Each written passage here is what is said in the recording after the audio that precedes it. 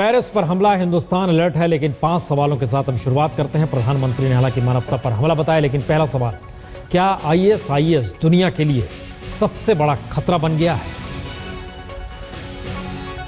दूसरा सवाल, क्या दुनिया ने 9/11 और 26/11 से सबक नहीं सीखा? तीसरा सवाल, क्या आतंकवाद के खिलाफ नई जंग की शुरुआत हो चुकी है?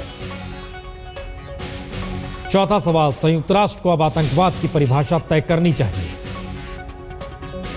और पांचवा सवाल, क्या आतंकी संगठनों को मदद देने वाले देशों पर कार्रवाई होनी चाहिए? ये 5 सवाल हर जहन में है और इन सब के बीच प्रधानमंत्री ने इसे मानवता पर हमला बताया है।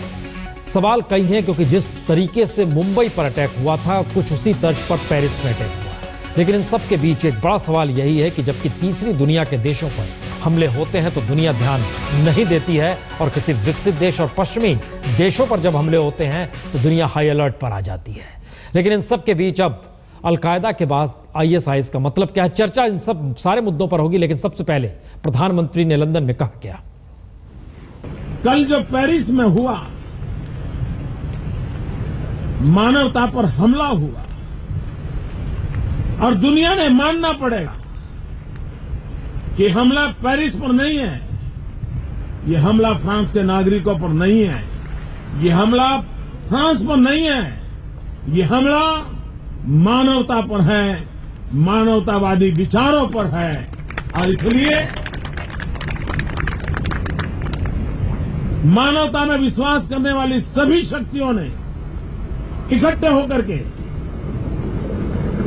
ऐसी घटनाओं की घोर निंदा करनी होगी, और मानवतावादी शक्तियों ने इकट्ठा आकर के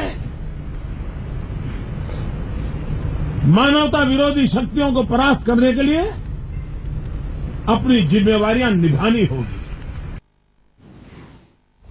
बहुत तीखे तरीके से प्रधानमंत्री ने कम से कम आतंकवाद के मद्देनजर सवाल कई सभाओं में, विमले में जब भाषण दे रहे थे तब भी कहा था कि दरअसल आतंकवाद पर परिभाषा तो तय करनी चाहिए। यहां तक कि संयुक्त राष्ट्र में जब भाषण दे रहे थे उस वक्त भी किया था। लेकिन सवाल सिर्फ एक भाषण भर का नहीं है, सवाल है क्या टेररिज्म किसी स्टेट के लिए टूल है और किसी स्टेट के लिए टेररिज्म है? यह भी एक सवाल है। लेकिन इन सबसे आगे निकलते हुए दरअसल युद्ध का ऐलान है ये, जिस बात का जिक्र फ्रांसीसी राष्ट्रपति ने किया है। हमारे साथ कमर आगा साहब जुड़ चुके हैं, RSN सिंह साहब जुड़ चुके हैं, लेफ्टिनेंट जनरल शंकर प्रसाद, राकेश सूद साहब भी जुड़ चुके हैं, और लॉर्ड मेघनाथ देसाई भी हमारे साथ जुड़ेंगे। लेकिन RSN साहब, पहला सवाल आप ही से, क्या ये टोटल फेल्योर है उस स्थिति का जिसमें आपके पास कोई इनपुट नहीं? एक स्टेट फेल्योर है ये फ्रांस के लिए? नहीं, मुझे नहीं लगता है कि कोई फेलियर है, क्योंकि ऐसी चीज़ की उम्मीद की जा सकती थी।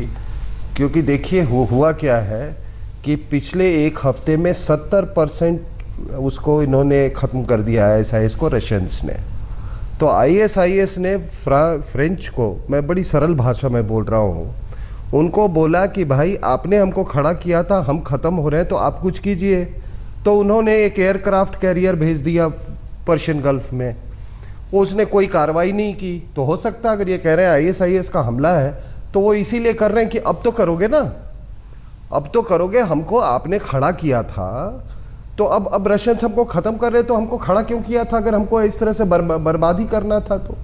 लेकिन मेरी सबसे ज़्यादा जो डर है जिस बात का, कि जब वो कह रहे हैं कि हमारा रिप्रेजल बहुत स्ट्रांग होगा और ये होगा, कि कहाँ रिप्रेजल स्ट्रांग होगा?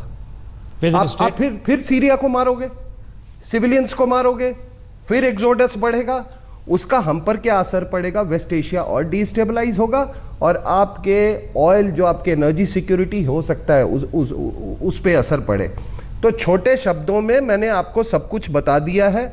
आप अगर इस पे तफसील से मेरे से पूछेंगे, हम इस पे आते हैं, क्योंकि हमारे साथ तमाम मेहमान हैं। कमर आगा साहब, इस बात को जरा सा आगे बढ़ाएं। आप ही ने पैदा किया, आप ही इस मुश्किल हालात में हैं, और आप ही के सामने संकट है कि इसका सामना कैसे किया जाए। क्या ये हालात है? हाँ बिल्कुल, दो चीज़ें हैं। सबसे बड़ी बात यह है कि एक तरफ तो ये सपोर्ट करते हैं बहुत से ग्रुप उन कंट्रीज़ को जो कंट्रीज़ इनकी मदद करता है, इन्हीं ने खुद इनको नहीं खड़ा किया, बल्कि इनके सहयोगी कंट्रीज़ ने इनको बिल्कुल खड़ा किया। जी। उन कंट्रीज़ को ये कोई सज़ा नहीं देते, जैसे पाकिस्तान में कैंप चल रहे हैं, तमाम मिडल ईस्ट की बहुत सी कंट्रीज़ हैं, खाड़ी के देश बहुत से इनको सपोर्ट कर रहे हैं सीरिया के लिए। और जो कंट्रीज़ इनसे लड़ रहे थे, जैसे सद्दाम हुसैन इराक़ में इनके ख़िलाफ़ लड़ाई लड़ रहे थे, गद्दाफ़ी इनके ख़िलाफ़ लड़ रहा था। मैं ये दोनों तानाशाह हैं, मैं इनके बिल्कुल समर्थक नहीं हूँ, लेकिन ये बात हकीकत है कि ये लोग चेक करे हुए थे। गद्दाफ़ी पूरे नॉर्थ अफ्रीका में रोके हुए था इस मूवमेंट को, उसको इन लोगों ने हटा दिया।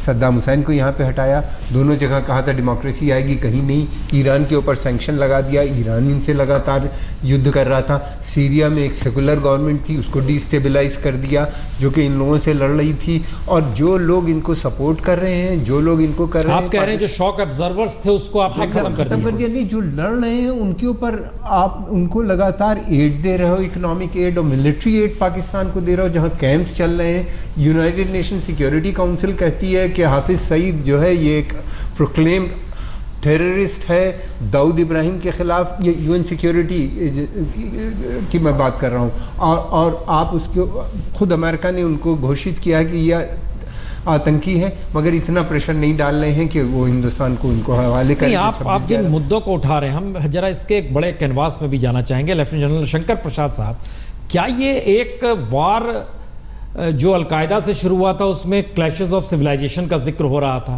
फिर इन सब के बीच IS आया तो एक आइडियोलॉजिकल वार भी की बात आने लगी, इमोशनल वार की भी आने लगी, दुनिया समान नहीं है इसका जिक्र भी होने लगा। क्या ये टेररिज्म के वाकई डेफिनेशन का प्रॉब्लम है, या इंटरनेशनली ये अलग अलग स्टेट्स की अलग अलग जरूरत है, उसका संकट है? कहीं पहली बात का जवाब तो ये है कि मैं समझता हूं कि एक नई किस्म की वॉरफेयर, जिसको हम थर्ड वर्ल्ड वॉर भी कह सकते हैं एक तरह से, शुरू हो चुकी है। जो फर्स्ट वर्ल्ड वॉर हुई थी या सेकेंड वर्ल्ड वॉर हुई थी, वो बड़ी डेजिग्नेटेड टाइप की वॉरफेयर थी। आप कह सकते थे कि इस तारीख को शुरू हुई और इस तारीख को समाप्त हुई। लेकिन जो नई किस्म की वॉरफेयर शुरू हुई है टेररिज्म की, ये एक नई किस्म की वर्ल्ड वॉर है।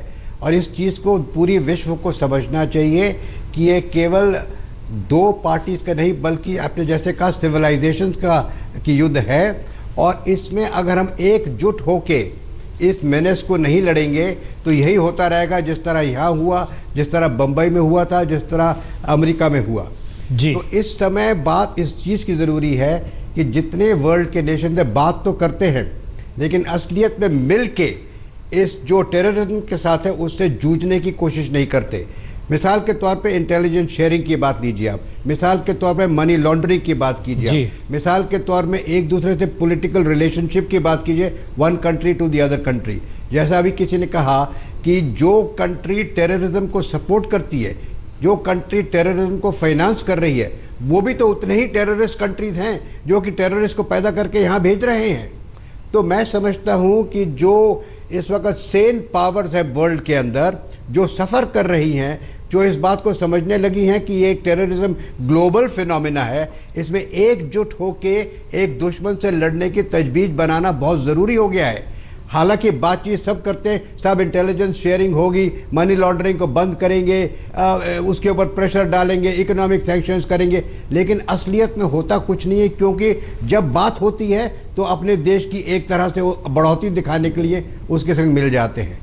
मैं देशों के जी हम एक मिनट इस पे आ रहे हैं। लॉर्ड मेघनाथ देसाई साहब, एक मैसेज निकल के आ रहा है कि एक वेल प्लान्ड हमला, ह्यूमन बॉम्बर्स, वो अभी 1 2 3 4 तक आते थे, इस बार 8 थे, और इन सारी परिस्थितियों के बीच जो IS के साथ जाने वाले लोग हैं उसमें मैक्सिमम यूरोपियन कंट्रीज से, किससे स्टेट से ज्यादा है तो फ्रांस से ही सबसे ज्यादा लोगों की आवाजाही हुई है।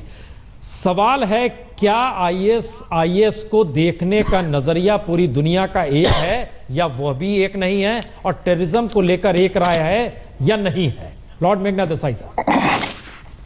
भाई, टेररिज्म बहुत भिन्न भिन्न प्रकृति का आता है। ये जो सुइसाइड बॉम्बर है वो पहले श्रीलंका में तामिल इलम ने सोचा थे ये बात। तो ये suicide bomber is a invention of the Tamil इलम पीपल। अच्छा, वहाँ से फैल गया है दुनिया में।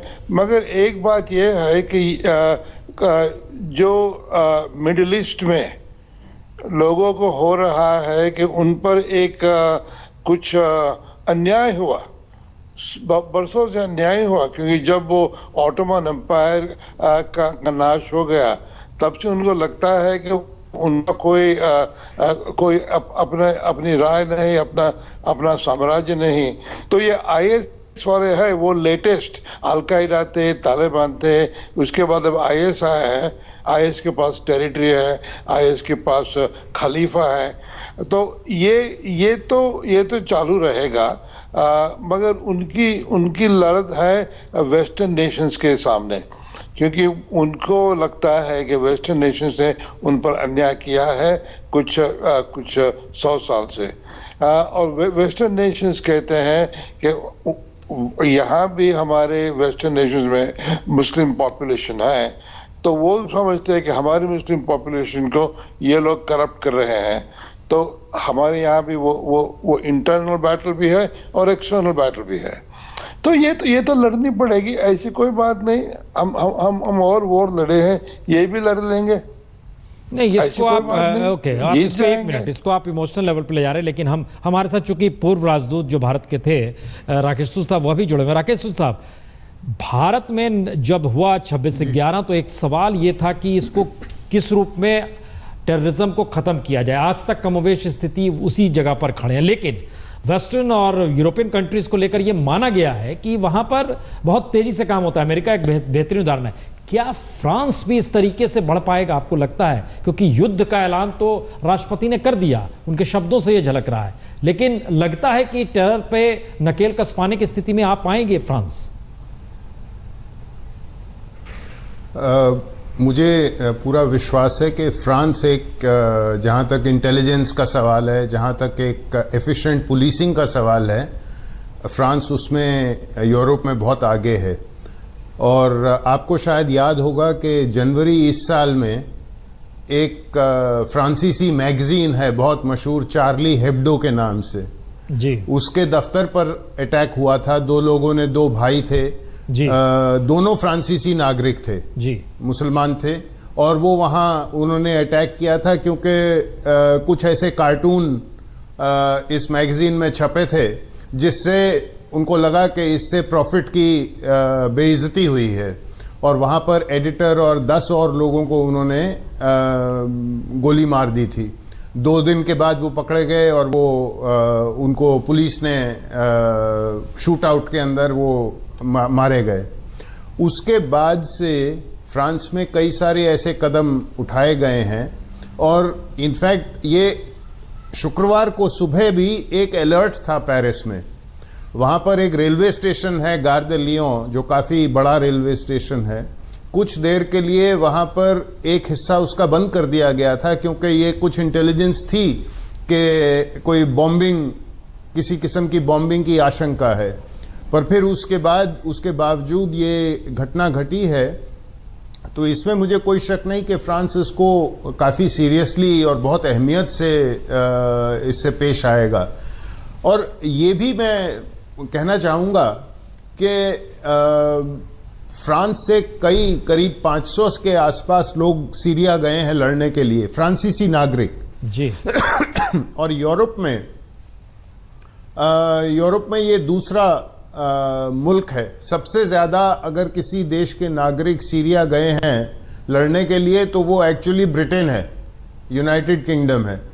पर फ्रांस से भी 500 गए हैं, वो दूसरे नंबर पर आता है। उसके अलावा जर्मनी से, बेल्जियम से, ऑस्ट्रिया से, कई जगह से ये लोग सीरिया गए हैं इस्लामिक स्टेट के साथ देने के लिए। ये सारी चीजें तो ठीक है, ये तो मान लीजिए फैक्ट आ रहे हैं। हम तो कुछ और फैक्ट भी हम स्क्रीन पर लगातार चला रहे हैं कि 1430 लोग गए हैं जो फ्रांस से गए हैं, वो नंबर 1 हो चुका है यूरोपियन में। लेकिन अब आगे का सवाल, 1 मिनट, हमारे चूंकि हमारी रिपोर्टर जुड़ चुकी है, वो नंबर 2 है आप ओके नहीं ठीक है, नंबर 2 नंबर 1 चलिए वो बात छोड़ दिया जाए। लवीना, जरा पहले ये बताइए कि इस वक्त पेरिस की स्थिति क्या है? इस वक्त हम बिल्कुल वहां पहुंच रहे हैं जहां जिस कॉन्सर्ट हॉल में हादसा हुआ था, सबसे ज्यादा लोग उसी कॉन्सर्ट हॉल में घातक हुए हैं। और यहाँ पर हम बहुत ज्यादा ट्रैफिक है और हमें बार बार डिटोर लेना पड़ रहा है। तो सब लोग बहुत हर जगह से पुलिस, हर जगह से एम्बुलेंस की आवाज यहाँ नजर आ रही है, सुनाई में देती है और बार बार हमें इधर उधर जाना पड़ रहा है। पर जल्द ही हम उस जगह पहुंचेंगे जहां पर यहाँ पे पहली जो सबसे ज्यादा शूट आउट हुआ था। आपको ये अपनी जानकारी दी ही कि एक व्यक्ति के पास सीरियन पासपोर्ट बरामद हुआ है। इसके अलावा कई लोगों ने जब अंदर घुसे थे तो ये कहा था कि ये फ्रांस की गलती है, यहाँ के प्रेसिडेंट की गलती है कि इस तरह का अटैक यहाँ पर किया जा रहा है। तो हम आपकी हम चर्चा सुन रहे थे, पिछली बार शार्ली हेब्डो भी हम चर्चा सुन रहे थे। फ्रांस में सबसे ज्यादा मुसलमान है और जब शार्ली हेब्डो हुआ था तो मैं जिस एरिया में सबसे ज्यादा इस्लामिक और मुसलमान लोग रहते हैं उनसे जाके हमने जगह जगह बात करी थी और ये एक चीज सामने आई थी कि यहाँ पे पहले जो चीज होती है वो आदमी फ्रांसीसी होता है और उसके बाद उसका रिलीजन या कोई भी चीज आती है। बुरखे का बैन भी यही हुआ था। तो कहीं ना कहीं एक अंडर करंट मुझे तब भी महसूस हो रहा था कि यहाँ के जो मुसलमान लोग हैं वो सोचते हैं कि हमारी आइडेंटिटी हम कैसे एस्टैब्लिश करें। कई लोगों के जहन में ये बात आती है और इन सब अटैकों के बाद उनको जो एक आम इंसान है जो इनमें शामिल नहीं है, जो मॉडरेट है, वो कहीं ना कहीं दहशत में आ जाता है कि अब हमें और अलग नजर से देखा जाएगा, हमारे साथ और डिस्क्रिमिनेशन होगा। तो बहुत ही मुश्किल सिचुएशन में इस वक्त फ्रांस है और लोगों के मन में दहशत है, लेकिन एकजुटता भी है, एकता भी है कि इसको पूरी तरह से इसका सामना करना, उसका मुझे माहौल नजर आ रहा है हर जगह। हम आपको बताएं तो हालांकि इंटीरियर मिनिस्टर ने कहा है कि आप अगर घर रहें तो बेहतर होगा, लेकिन हमें ऐसा नजर नहीं आ रहा कि लोग घर में बैठे हुए हैं। हर जगह ट्रैफिक नजर आ रहा है, हर जगह गाड़ी। और एक तस्वीर जो लंदन से आ रही है, ये प्राइम मिनिस्टर मोदी इस वक्त जगुआर की फैक्ट्री में है जहां पर जगुआर बनता है और वहां पर उनकी वो तस्वीर हम दिखाने की कोशिश कर रहे हैं। ये बहुत महत्वपूर्ण है क्योंकि इससे ठीक पहले जब वो अंबेडकर मेमोरियल का उद्घाटन कर रहे थे वहाँ पर उन्होंने फ्रांस पर हुए हमले का जिक्र, मानवता पर हुए हमले से किया है और इन सब के साथ इस दिशा में कहा है कि टेररिज्म को लेकर अब दुनिया को एक होना चाहिए जिसके खिलाफ लड़ाई लड़ी जा सके। ये सारे सवाल ऐसे हैं जो कि लगातार उठते रहे हैं, उठाए जाते रहे हैं। बहरहाल उस तस्वीर में वो आ नहीं पाए, वो बहरहाल अंकल गोयल साहब एसोचैम से जुड़े हुए हैं जो कि पेरिस में वहाँ यानी फ्रांसीसी सरकार के साथ जुड़े हुए हैं। हम एक सवाल यहाँ पर हर जहन में होगा कि क्या बिजनेस कम्युनिटी अब फ्रांस को एक सुरक्षित जगह मानेगी या उसका असर पड़ेगा इस टेरर अटैक के बाद? मैं इसका जो जवाब है मैं दो एंगल से आपको देना चाहूँगा। पहली बात कि जो इन्वेस्टमेंट जो बाहर से फ्रांस के अंदर आ रहा है और जो फ्रांस से बाहर जा रहा है, तो पहली बात फ्रांस के अंदर जैसे मेरी कंपनियों से बात हो रही है, जो मोदी सरकार के साथ जो लोग आए थे वो पहले फ्रांस के साथ काम करना बहुत मुश्किल था और अब जो है इसको लेके वो बहुत हेजिटेंट है ट्रैवल करने के लिए, क्योंकि ये जो अटैक पहले शार्ली हेब्डो का हुआ जनवरी में और अब जो नवंबर में हो रहा है, मेरे ख्याल से ये वर्ल्ड वॉर के सेकेंड के बाद पहली बार इतने कम इंटरवल पे ये दो अटैक हुए होंगे। तो लोगों के अंदर एक बहुत डर का भाव है। बिजनेस के अंदर अब मैं वहाँ के जो इन्वेस्टर्स हैं, जो इंडियन इन्वेस्टर्स हैं, वो काफ़ी डरे हुए हैं। अब मैं वहाँ के लोगों की बात करूँगा फ्रांस के अंदर। एक तो वहाँ के जो फ्रांस के जो बिजनेसमैन हैं इस तरह की सिचुएशन के लिए तैयार नहीं है, उनके अंदर एक अजीब तरह का डर है। हम इसको जरा सा इंडियन पर्सपेक्टिव में अगर ले आए कि क्या, चूंकि आप यहाँ पर आए थे और जो जानकारी आप बीच में दे भी रहे थे कि आप गवर्नमेंट को बता भी रहे थे कि वहाँ पर क्या स्थिति है, जाना चाहिए बिजनेस के जलवायु पर जो होने वाली है सभा, प्राइम मिनिस्टर मोदी को भी जाना है, तो किस पर्सपेक्टिव में प्राइम मिनिस्टर मोदी लेंगे इस पूरी स्थिति को? मेरे ख्याल से जो मिस्टर मोदी हैं, पहली बात तो ये फ्रेंच सरकार के लिए बहुत बड़ी एक चुनौती है कि इस समिट को करके दिखाएं। वो एक साल से इसमें लगे हुए हैं जिसमें 140 से ज़्यादा हेड ऑफ स्टेट के आने के लोगों ने कन्फर्मेशन दे दिया है। तो मेरे ख्याल से ये फ्रेंच सरकार के लिए एक बहुत बड़ी चुनौती है और वो इसको करके दिखाएंगे।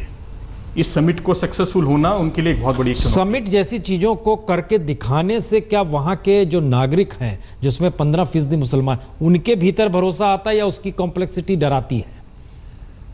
जो 15% जो लोग हैं वहाँ पर वो मोस्टली बिजनेसमैन नहीं हैं। तो मेरा ये सवाल जो आपका जवाब है वो एक्टिव बिजनेस में नहीं है, पर्टिकुलरली इंडिया के साथ और बाहर के कंट्रियों के साथ भी। ओके। तो जो वो लोग इस स्थिति में नहीं है कि बहुत उनकी एक फ्रेंच जो सिस्टम है एक प्रोमिनेंट पोजीशन हो। कमर आगा साहब, इसके जरा सा आगे बढ़ जाएं अगर इस स्थिति में, क्या फ्रांस के भीतर की जटिलता ही कहीं ना कहीं उसको आईएस के दायरे में लाकर खड़ा कर चुकी है, ये मान लिया जाए, और आईएस ने इंटेंशनली पेरिस को चुना? देखिए, दो चीज़ें हैं। पहली बात तो ये है कि सीरिया का आईएस फ्रांस के साथ बहुत पुराना संबंध है। फर्स्ट वर्ल्ड वॉर के बाद वहाँ पे फ्रेंच रूल था सीरिया में और लेबनान के अंदर, और इन्हीं ने ही वहाँ पे बाद में इनको वहाँ पे इलेक्शन करा के गवर्नमेंट का गठन करना था, जो इलेक्शन नहीं हो पाया वहाँ पे, और वहाँ पे दूसरी हुकूमत आ गई, फिर कू हो गया और उसके बाद ये नेशनलिस्ट पावर में आ गए। तो इनके बड़े करीबी संबंध हैं दोनों के एक दूसरे के साथ। लेकिन पिछले कुछ समय से ये संबंध बिगड़ गए। ये संबंध इस वजह से बिगड़, उसकी कई वजहें, मैं उस डिटेल में नहीं जाना चाहता। अब वहाँ पे ये जितना ख़ासतौर से जब से ये नेशनलिस्ट गवर्नमेंट आई है तब से संबंध में कमी आनी शुरू हुई और लगातार कम होते चले गए। आईएसएस जो है ये होम ग्रोन फ्रांस के अंदर ही डेवलप हुआ है। ये इसका सीरिया से बहुत ज़्यादा, यहाँ सीरिया से लोग नहीं गए, सीरिया नेशनल इन्हीं ने पकड़ा ज़रूर है, 2-1 चले गए होंगे इस मिशन में। इसके अलावा इससे पहले सीरिया खुद वहाँ के अंदर इस तरह के एलिमेंट्स बहुत हैं। जो 15% पॉपुलेशन आप बता रहे हैं, वहाँ पे बहुत से स्लीपर सेल बन गए हैं। पहले दूसरी ऑर्गेनाइजेशन के साथ थे जो अब आईएसएस के साथ जुड़ गए हैं। इनका डायरेक्ट कनेक्शन नहीं था आईएसएस के साथ पहले, ये बहुत नया कनेक्शन। अब इस पोजीशन में क्या रोल होगा, अमेरिका का रोल क्या होगा, वर्ल्ड वाइड G20 की जो समिट होने जा रही है ये बहुत इंपॉर्टेंट है। और G20 की सिटी में माने राष्ट्रपति ओलांदो नहीं जा रहे, फॉरेन मिनिस्टर को मान लीजिए भेज रहे हैं। नहीं, इसमें फ्रांस के अलावा 20 अब वहां पर कंट्रीज का डिसीजन ले पाएंगे, जिस अगर नहीं ले पाएंगे तो बड़ी मुश्किल आ जाएगी। सबसे बड़ा ग्रुप। अब आप बोल रहे हैं मुश्किल होगी, अब आरएसएस इसी पे आइए। क्या ये लड़ाई तेल की लड़ाई है, क्या ये लड़ाई पाइपलाइन की लड़ाई है जो वहां से, क्या है ये लड़ाई? देखिए, ये जब आप बात करते हैं इंटरनेशनल कोऑपरेशन ऑन टेररिज्म की, I am sorry to say, I don't want to sound despondent, but it is not going to happen. क्योंकि इसमें बेसिकली आपने सही कहा, पाइपलाइन पॉलिटिक्स है। और ये बड़े सिंपल वर्ड्स में आपको मैं बता रहा हूँ, रशिया, यूक्रेन, यूरोप पाइपलाइन को हटा के उस पर डिपेंडेंस रिड्यूस करके प्लान ये था कि कतर, सीरिया, यूरोप, ये पाइपलाइन पर ये किया जाए। और उस समय भाई इसके रशिया का जीने मरने का सवाल था, और ये तभी ये ISIS को खड़ा किया गया कि वहाँ आप ISIS के नाम पे घुस रहे हैं बॉम्बिंग के लिए, लेकिन बॉम्ब कर रहे हैं वो सीरियन गवर्नमेंट फोर्सेस को, यही हो रहा था। तब रशियंस ने बोला भाई कि इतना अगर ये बुरे लोग हैं तो हम भी अपना योगदान देते हैं। तो उन्होंने जब ये योगदान देना शुरू किया तो वो वाकई में वो सही योगदान था, कि ऐसा सही योगदान बैठा कि एक हफ्ते में उन्होंने 70% बर्बाद कर दिया ISIS को। तो ये नहीं, तो इसका मतलब ये माना जाए अभी भी वो डेंजरस सिचुएशन में नहीं मान रहा है रशिया? किसका नहीं, उनका they are in a desperate situation. आप उनका तेल यूरोप को अगर इस तरीके से बंद करोगे, उनकी पूरी इकोनॉमी इस पे ये है, वो चरमरा जाएंगे, वो ध्वस्त हो जाएंगे। कोई देश, देखिए इस समय में मैं कोई अंतर्राष्ट्रीय राजनीति नहीं कर रहा हूं, लेकिन सॉरी, मैं वो एनालिस्ट में से नहीं हूं कि आपको हमेशा वेस्टर्न पर्सपेक्टिव दूंगा। मैं इस राष्ट्र के पर्सपेक्टिव से आपको बताऊंगा, मुझे भी उतना ही दुख है। I am not, this is a humongous tragedy that has happened. Rakesh Sood साहब, भारत को इस पूरे अटैक को लेकर, या G20 की बैठक होने वाली है, फिर बता रहे हैं तीर्थंकर साहब की ये ऑर्गेनाइज भी कर रहे हैं 30 तारीख को जो होने वाला है जलवायु पर जो सेमिनार, वहां पर सारे दुनिया के लोग, उसमें प्राइम मिनिस्टर मोदी भी जाएंगे, लेकिन अटैक का जिक्र अब G20 में भी होगा, उस पीरियड में भी होगा। क्या रुख होना चाहिए भारत का, सूद साहब? देखिए, G20 में तो मुझे पूरा विश्वास है कि इसकी बड़े कठोर शब्दों में निंदा होगी और कुछ न कुछ कलेक्टिव एक्शन के ऊपर बातचीत होगी। वो कलेक्टिव एक्शन जो है, ये आवश्यक नहीं है कि वो कलेक्टिव एक्शन सारा अनाउंस होता है, क्योंकि कई इसमें ऐसी चीजें होती हैं जो इंटेलिजेंस एजेंसीज करती हैं जी। और शायद आपके दर्शक जो हैं वो उनको ये बताना या उनका ये समझना आवश्यक है कि फ्रांस और इंडिया के साथ ये कई सालों से इंटेलिजेंस कोऑपरेशन चल रहा है। तो इसलिए उसमें मेरे को कोई दो राय नहीं है कि G20 के अंदर ये बहुत अहम मुद्दा होगा। जी। जहां तक क्लाइमेट चेंज का सवाल है, उसका मुद्दा क्लाइमेट चेंज है, पर क्योंकि वो कॉन्फ्रेंस पेरिस में हो रही है, तो अभी जैसा आपके एक और पार्टिसिपेंट कह रहे थे कि फ्रांस के लिए ये एक चुनौती है कि वो इसको सफलतापूर्वक ये समिट करें, तो मैं समझता हूं कि वो ये जरूर कर पाएंगे। और साथ में सहानुभूति के तौर पर भी कई सारे इंटरनेशनल लीडर, कई सारे देशों से इंटरनेशनल लीडर जिन्होंने कमिट किया था, वो सहानुभूति के तौर पर अवश्य पेरिस जाएंगे और इस क्लाइमेट चेंज समिट में हिस्सा लेंगे। जनरल प्रसाद, एक सवाल अब यहां पर है कि अगर भारत में भी टेररिज्म को लेकर जो चिंता है, जो अटैक्स होते रहे हैं, उसमें भारत के सवालों को अंतर्राष्ट्रीय तौर पर कभी एक सबने सहमति नहीं जताई कि हाँ आपके साथ खड़े हैं, आप जिन मुद्दों को उठा रहे हैं उसमें हमें लगता है कि अब आप भी बहुत ज्यादा प्रभावित हैं। ऐसे में अब भारत के रोल को आप किस रूप में देख पा रहे हो? देखिए, आपने बिल्कुल सही कहा। जब भारत के अंदर इस किस्म की कोई हरकत होती है तो सारा विश्व इस तरह से नहीं खड़ा होता जिस तरह आज पेरिस के साथ खड़ा हो रहा है।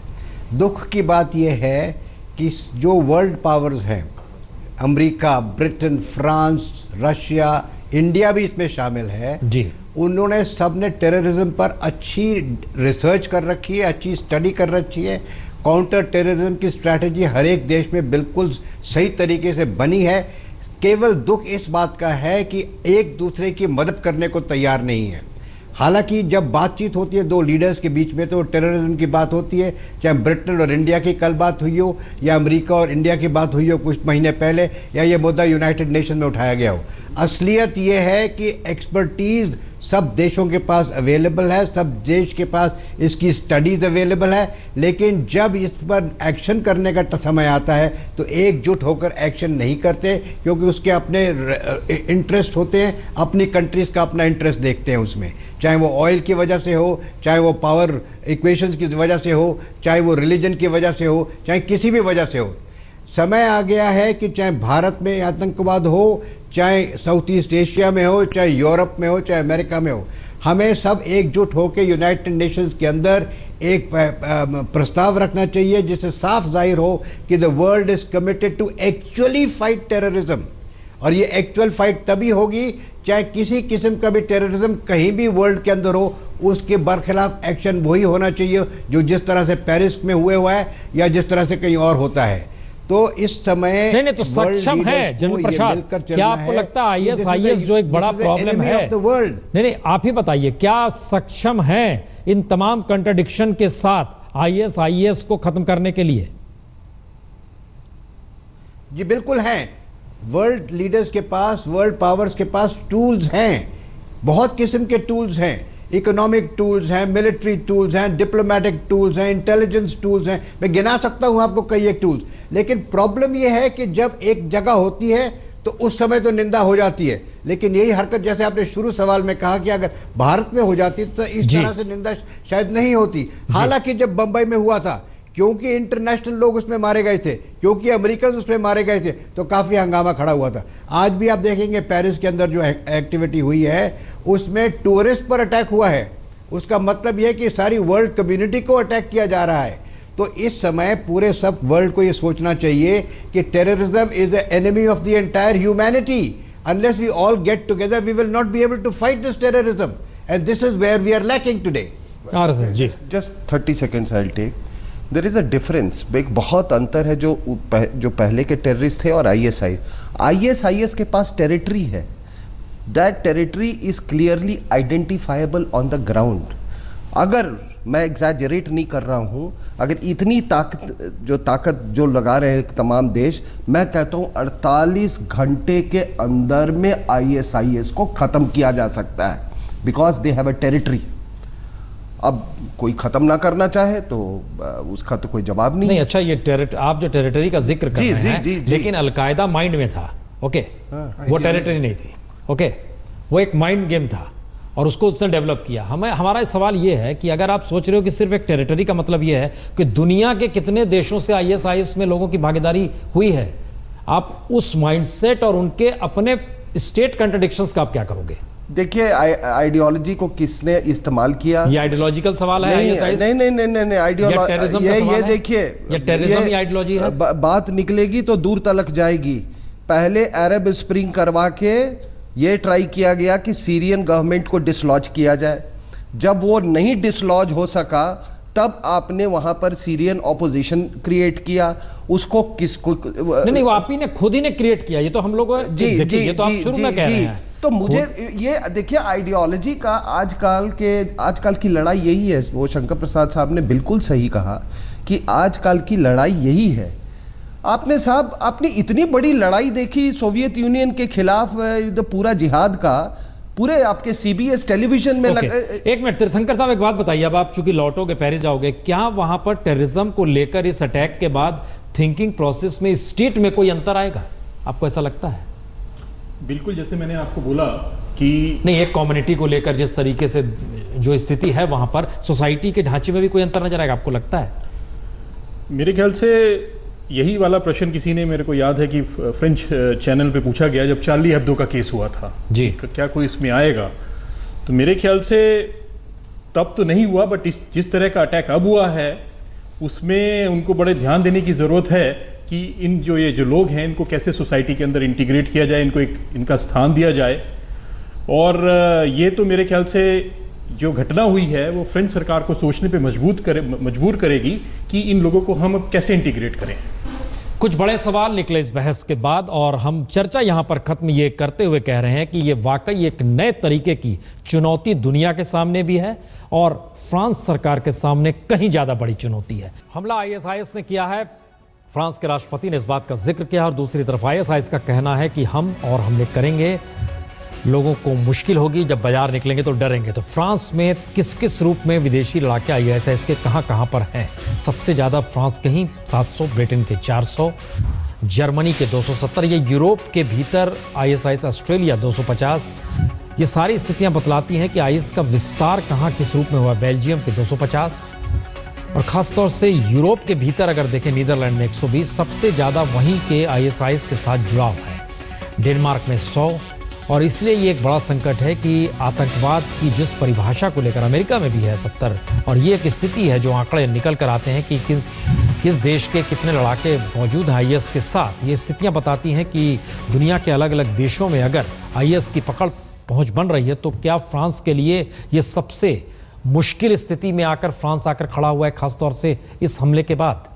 G20 की बैठक होनी है और उसमें प्रधानमंत्री मोदी टर्की रवाना भी हो गए हैं, लेकिन इन सब के साथ ये एक बड़ा सवाल है, G20 में भी फ्रांस पर हमले का सवाल भी उठेगा, और क्या दुनिया में टेररिज्म को लेकर एक सहमति बनेगी?